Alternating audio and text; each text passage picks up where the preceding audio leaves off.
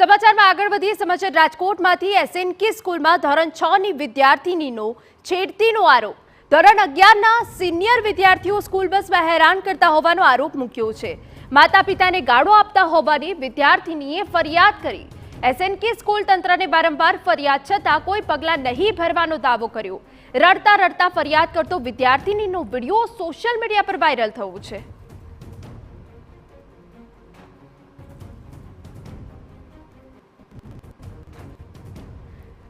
તો વિદ્યાર્થીનીની ફરિયાદ બાદ એબીવીપીનો વિરોધ નોંધાવવા જતા એબીવીપીના કાર્યકરોને અટકાવાયા છે। પોલીસ સાથે ઘર્ષણ થતા કાર્યકરોની અટકાયત કરવી પડી હોવાની પણ વિગત મળી રહી છે।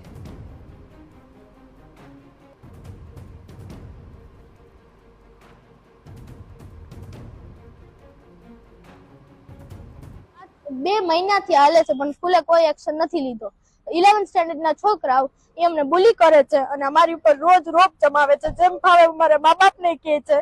અને આજે 2 વાર, કાલે પણ એ લોકો એમને માર્યા હતા અને આજે પણ એ લોકો એમને માર્યા છે। પૂરી હાલત આખી ખરાબ થઈ ગઈ છે, માથું એવું દુખે। 5 વાર કમ્પ્લેન કરી કે પ્લીઝ તમે અમારી હરી રેવા દો, પણ એ લોકો ના માન્યા। અને આજે તો છે ને એના પપ્પાને બધા આવ્યા હતા, મારા પપ્પાને બધા, તો એની સામુ એ લોકો એને અમને મારી, એના પેરેન્ટ્સે અમને જ માર્યા, અમને ત્રણેયને। અમારા આખા વાળ જટ્યા સાચી નીચે એને રોડ ઉપર વયા ગયા। અને એ લોકો 18 વર્ષના 11th સ્ટેન્ડર્ડમાં છે, સિનિયર છે, તો એ લોકોને એટલી ખબર ન પડે।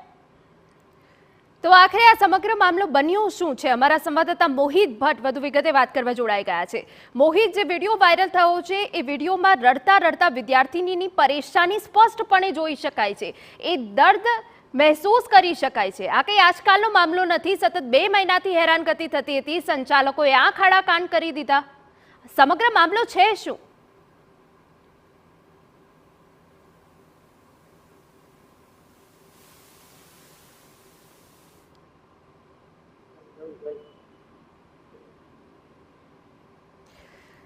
તો વિદ્યાર્થીનીને અશ્રુભીની વિદાય, જે રીતે ફરિયાદ કે જે વિદ્યાર્થીનીનો વિડીયો સોશિયલ મીડિયા પર વાયરલ થયો છે અને તે હવે શાળા સંચાલકોથી પણ કંટાળી છે। એસએનકે સ્કૂલમાં વિદ્યાર્થીનીની છેડતી થઈ છે, ધોરણ 11ના વિદ્યાર્થીઓ દ્વારા તેને વારંવાર પરેશાન કરવામાં આવતી હોવાનો આરોપ મૂકવામાં આવ્યો છે।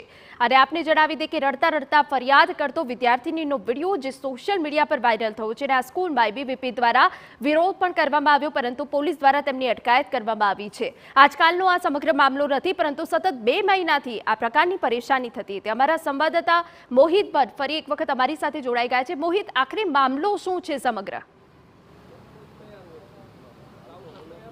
એના નામ બડે દર્શન છોટે જેવી સ્થિતિ છે। રાજકોટની એસએનકે સ્કૂલ કે જે લાખો રૂપિયાની ફી છે તે વસૂલે છે, રાજકોટની સૌથી મોંઘી સ્કૂલ એસએનકે સ્કૂલ હશે, પરંતુ તેમાં વિદ્યાર્થીઓની કયા પ્રકારની હાલત છે તેની ચાળી ખાતો વિડીયો છે તે ગઈકાલે સામે આવ્યો છે। રાજકોટના જે આકાશવાણી ચોક નજીક એસએનકે સ્કૂલ આવી છે ને, ગઈકાલે ધોરણ 6 ની વિદ્યાર્થીની છે તેમના દ્વારા જે વિડીયોમાં સ્પષ્ટપણે પોતાની વેદના છે તે વ્યક્ત કરવામાં આવી કે ધોરણ 11ના વિદ્યાર્થીઓ છે તેની સાથે રેગિંગ કરે છે, તેમને મારે છે, તેમને ગાળો આપે છે। એટલું જ નહીં, પરંતુ તેઓ જ્યારે બસની અંદર પ્રવેશે ત્યારે તેની સાથે ગેરવર્તન કરે છે। છેલ્લા 2 મહિનાથી આ વિદ્યાર્થી છે તેમના દ્વારા શાળાને રજૂઆત કરવામાં આવતી હતી, પરંતુ શાળા દ્વારા કોઈ પણ પ્રકારનું એક્શન છે તે લેવામાં ન આવ્યું। શા માટે એક્શન લેવામાં ન આવ્યું તે એક મોટો સવાલ છે, કારણ કે શાળાની રેપ્યુટેશન છે તે ખરાબ થાય એટલા માટે આ મામલાને દબાવી દેવામાં આવ્યો। હાલમાં ગઈકાલે જ્યારે આ મામલો સામે આવ્યો ત્યારબાદ વિદ્યાર્થીના વાલીને બોલાવવામાં આવ્યા, તેને સમજાવવામાં આવ્યા અને આ મામલો છે તે કોઈ પણ રીતે રફે દફે કરી દેવામાં આવ્યો। શાળા સંચાલકો પણ આ સમગ્ર મામલે કંઈ પણ બોલવાનો ઇનકાર છે તે કરી રહ્યા છે। મારી સાથે વિદ્યાર્થી આગેવાન રોહિતસિંહ રાજપૂત છે, આપણે તેની સાથે વાત કરીશું। રોહિત, જે રીતે આટલી મોંઘી લાખો રૂપિયાની ફી વસૂલે અને વિદ્યાર્થીઓની આ પ્રકારની હાલત, પ્રાથમિક શિક્ષણમાં પણ રેગિંગની ઘટનાઓ, હવે બાળકો સ્કૂલોની અંદર સલામતી તેનું મોટું દુઃખદ ઉદાહરણ છે। ગઈકાલે જે 12 વર્ષની બાળા સાથે જે છેડતી, મારામારી અને તેમની સાથે ગેરવર્તનનો કિસ્સો આવ્યો છે અને સ્કૂલ આ મામલો જો દબાવવા માંગતી હોય તો આનાથી શરમજનક ઘટના હોઈ ન શકે, કારણ કે કોઈ પણ વાલી પોતાના બાળકને અભ્યાસની સાથે સાથે પોતાની સુરક્ષાની જવાબદારી સાથે ફી ભરતી હોય, તમે 3-4 લાખ રૂપિયા ફી ઉઘરાવો છો અને એમાં એ સ્કૂલમાં બાળક સલામત નથી। ખૂબ જ શરમજનક બાબત કહેવાય। ગઈકાલે શાળા સંચાલકો અને વિદ્યાર્થી સંગઠનો આવ્યા, પોલીસને આગળ કરી, કારણ કે આ સ્કૂલનો સંચાલક એ પોતે મોટી રાજકીય વર્ગ અને મોટો પૈસાનો પાવર ધરાવે, પોલીસને આગળ કરે, રાજકારણીઓના ફોન કરીને મામલા રફે દફે કરે। ભૂતકાળની અંદર ચોરીના બનાવો હોય, દારૂની બોટલો પકડાવી હોય, રેગિંગના કેસો અનેક આવેલા છે।